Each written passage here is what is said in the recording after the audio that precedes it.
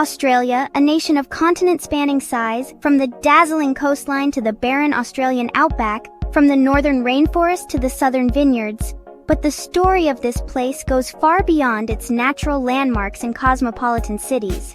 Australia has a path that stretches back more than 65,000 years, shaped by the unique culture of the Indigenous peoples, European discovery and colonization, gold rushes, and the bravery of its soldiers. We are going to take a journey through time, looking at the main events and transformations that have shaped the Australia we know. Australia's history dates back to long before the first European ships reached its shores. Over 65,000 years ago, the first human inhabitants, the Australian Aborigines, started arriving on this immense continent. The first Australians originated from present-day Indonesia, crossing seas and straits. But the exact circumstances of their journey are still the subject of study and debate. They developed a wide range of cultures, languages, and traditions in this new land, adapting perfectly to Australia's varying ecosystems, from the northern rainforests to the inland dry deserts. Spirituality was firmly rooted in the land. Rock formations like Uluru were not only geological landmarks, but also spiritual and cultural centerpieces. The dreaming, or chukua, is a complex mesh of stories, lore, and laws explaining the world's creation and the Aborigines' relationship with the land. The Aborigines successfully developed hunting, fishing, and gathering techniques, guaranteeing their survival despite some of the planet's most challenging conditions. However, Europeans brought with them winds of change and a burgeoning appetite for exploration. At the turn of the 17th century, as navigators set sail for uncharted seas, Australia was about to open a new chapter. A Dutch navigator named Willem Janszoon, aboard the ship Duifken, or Little Dove, plotted his course across the unexplored seas in 1606 and found himself coming face to face with unknown lands. He was to become the first documented European to set foot in Australia. Janszoon and his team set foot on the coast of Cape York Peninsula in the present-day state of Queensland. They found not the gold or spices that many explorers were looking for, but a land steeped in mystery, inhabited by people who had called it home for millennia. The first encounters between the Europeans and the Aborigines ended up being ambiguous. While some of them were marked by mutual curiosity, others were plagued by strife and violence. Janszoon's discovery proved to be just the beginning. In the ensuing decades, other European navigators also ventured into these waters. When Australia was mapped out inch by inch, it became known to the Dutch as New Holland. It would take some time before Europeans started to think of this vast land as more than just a speck on a map. The first recorded European visit to Australia took more than 160 years, dating back to 1770, when Captain James Cook, a resourceful British navigator and cartographer, set sail in his ship, the Endeavour, on a scientific expedition. Cook and his crew headed off into the unknown and found themselves on the east coast of a wide, uncharted continent.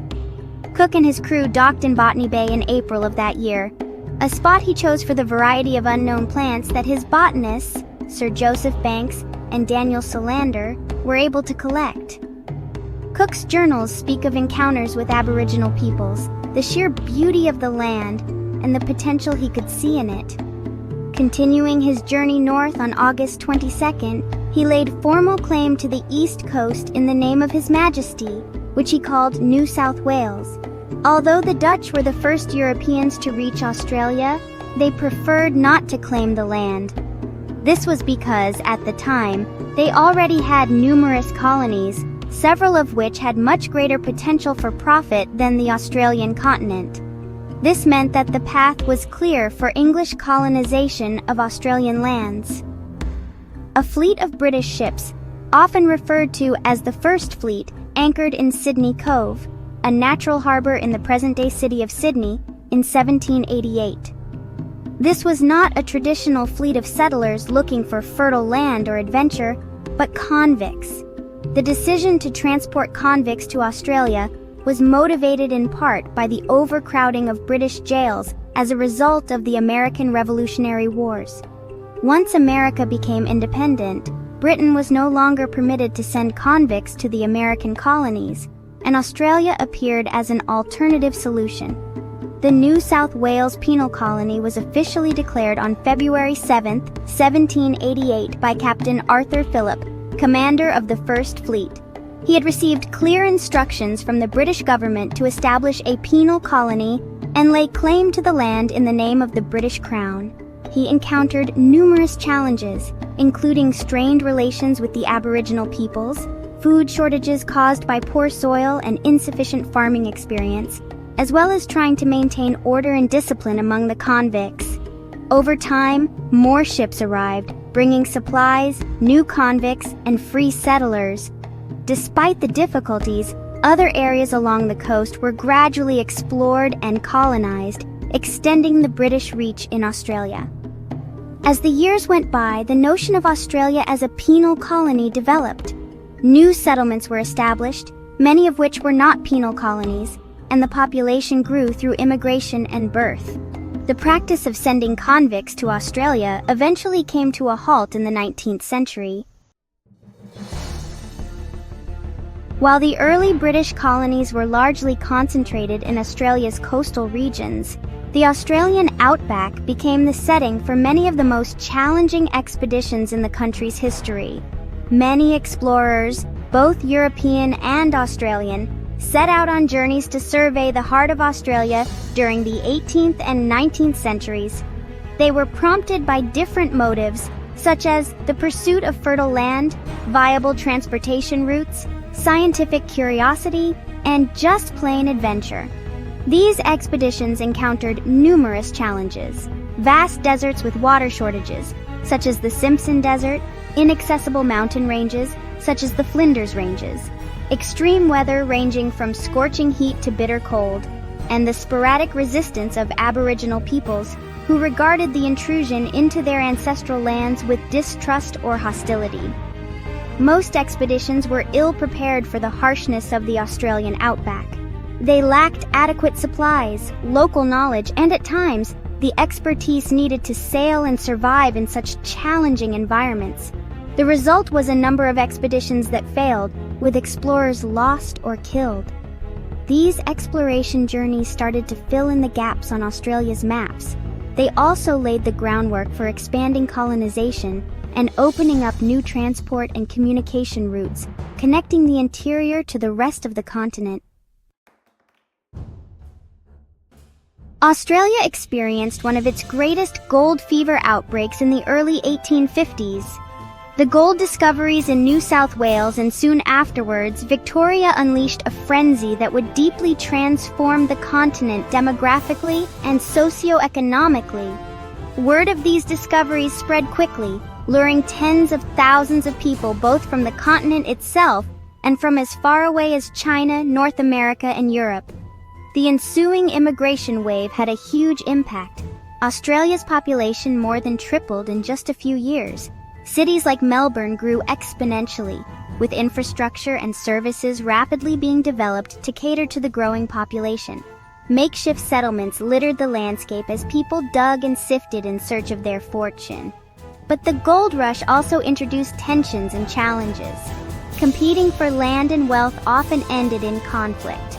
Miners' rights turned into a significant political issue, leading to the famous Eureka Rebellion in 1854 in Ballarat. The uprising resisted unfair license fees and the alleged corruption of the authorities.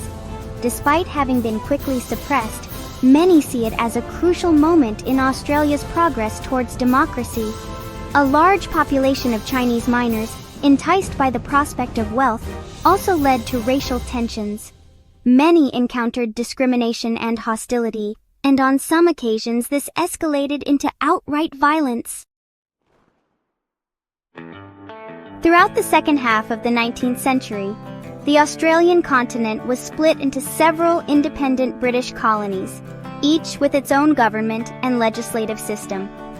As they neared the end of the century, numerous practical and ideological questions began to emerge, highlighting the need for greater unification, An Australian national identity started to gain momentum. While still loyal to the British Crown, many Australians started to see themselves as a distinct people with common interests and aspirations. Creating one unified nation would assert this emerging identity. Eventually, on January 1, 1901, the Federation of Australia was proclaimed. The 6 colonies became 6 states of a unified nation under a shared constitution. Sir Edmund Barton was appointed Australia's first Prime Minister. The new nation kept its status as a British Crown colony, but over time and with different legislation and agreements, Australia gradually gained more autonomy until it became fully sovereign.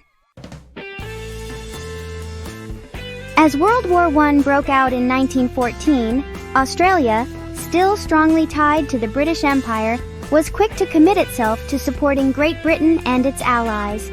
Hundreds of thousands of Australians signed up to fight alongside the Allied powers, leading to the birth of the Australian and New Zealand Army Corps, or ANZAC, a mix of Australian and New Zealand forces. One of the most iconic and meaningful moments of the ANZAC's involvement in the war was the 1915 Gallipoli campaign. This was aimed at capturing the Turkish Gallipoli Peninsula and opening up a sea route to Russia, but it met with fierce resistance from the Ottoman forces. The ANZAC landed in Gallipoli on April 25, 1915, a day which is now commemorated every year as ANZAC Day to honor the Australian and New Zealand troops who fought and died in the war. Although the ANZACs and other allies displayed remarkable bravery and determination, the campaign proved to be a military disaster. Following 8 months of heavy fighting, difficult terrain, and under brutal conditions, the Allied forces were evacuated. The Gallipoli campaign impacted deeply on the Australian psyche. While it was a military debacle, the courage, camaraderie, and sacrifice of the ANZACs on the Gallipoli Peninsula became key to shaping Australia's national identity. The ideals of ANZAC spirit, including bravery, resilience, and the spirit of comradeship, are still revered in Australia today. World War I had a profound impact on Australia as a whole. More than 60,000 Australians were killed, and many more were injured or otherwise traumatized.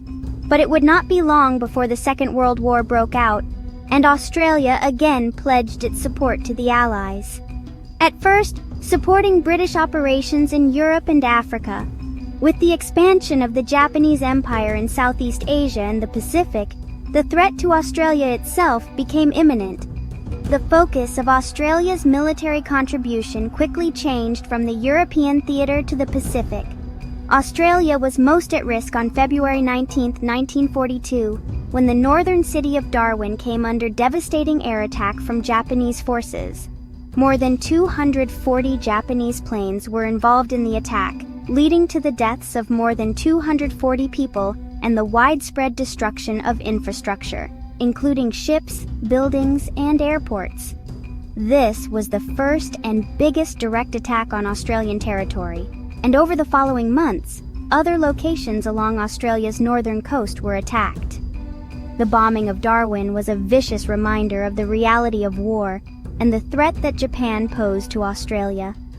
The country intensified its military involvement in the Pacific theater in response, with the Australian Army, Navy, and Air Force all playing key roles in campaigns to repel Japanese forces. Australian soldiers were fundamental in decisive battles such as Kokoda, Bunagona, and Balikpapan. Australia's relationship with the United States grew significantly stronger throughout this period. While Australia had historically turned to Britain for defense and support assurances, the Pacific threat and the heavy presence of American forces in the region shifted this dynamic. American military bases were established on Australian soil, and General Douglas MacArthur, commander of the Allied forces in the Southwest Pacific, was based in Brisbane for a time. Australia came out of the war with a new understanding of its standing in the world.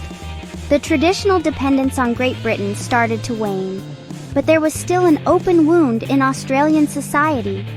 Ever since the arrival of the first British settlers in 1788, Australia's Indigenous peoples had experienced discrimination, forced displacement, and in many cases, downright violence. Their lands were taken, their customs and languages frequently suppressed, and their rights as citizens denied or restricted. Despite the establishment of the Commonwealth of Australia in 1901, many pieces of state and federal legislation still marginalized and discriminated against Aboriginal people. But the 60s and 70s brought about a major change. Partly inspired by the civil rights movements in the United States and global decolonization, Aboriginal activists and their allies started calling for justice and equality. The other critical issue that gained prominence at this time was that of stolen children, Indigenous minors who were forcibly removed from their families and communities, then put under the care of white institutions or families as part of an assimilation attempt. The government started to address these pressures in the 1970s. Harsh discriminatory policies were revoked, and there was a growing recognition of Aboriginal land rights. But the fight for justice and true reconciliation continues to this day. Australia underwent an economic revolution in the 1980s. Before that decade, its economy was largely defined by high taxes, strict regulations, and a heavy reliance on traditional sectors such as agriculture and mining. But while recognizing the need to compete on the global stage more effectively and to diversify its economy, the government embarked on radical reforms. Over the following decades, the benefits of these reforms became more apparent. The Australian economy started to diversify, with industries such as services, education, and tourism all playing increasingly vital roles.